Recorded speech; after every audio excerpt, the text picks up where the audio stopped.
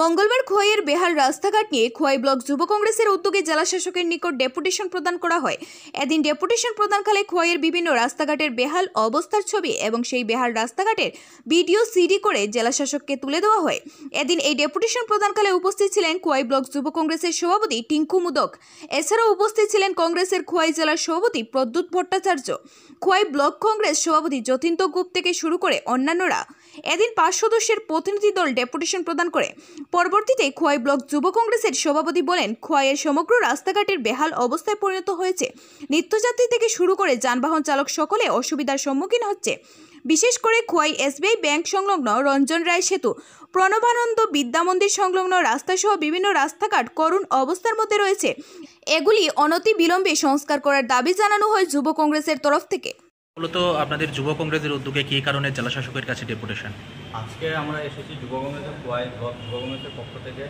খোয়াই সমগ্র যে রোড রাস্তাগুলো, প্রতিটি রাস্তায় প্রচণ্ড ভঙ্গুর অবস্থা।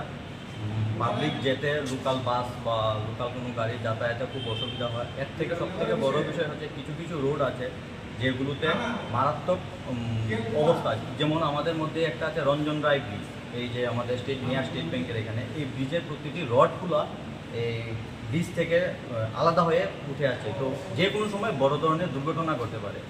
আর মূলত আমরা আরেকটা বিষয়কে সামনে রেখেছি যে আমাদের যে প্রণবানন্দ বিদ্যামন্দিরের সামনে যে রোডটা, স্কুল বাসগুলো আছে, ও রোডের পাশেই আমাদের খোয়াই নদী। তো যদি এখানে রুটটা প্রতিনিয়তই ভঙ্গা থাকে, এখানে ভাঙ্গার কারণে বোল্ডার অনেকবার ফেলা হয়েছে সরকারের পক্ষ থেকে, কিন্তু তারপরেও নদী থাকার কারণে নদীর বর্ষার সিজনে ওই রোডটা ভেঙে যায়। তো ওই রোডটাকে সঠিকভাবে যেন মেনটেনেন্স করা হয়, যাতে কোনো বড় ধরনের ইনসিডেন্ট না হয়, কারণ স্কুল বাস ওই রোডটা দিয়ে চলাচল করে।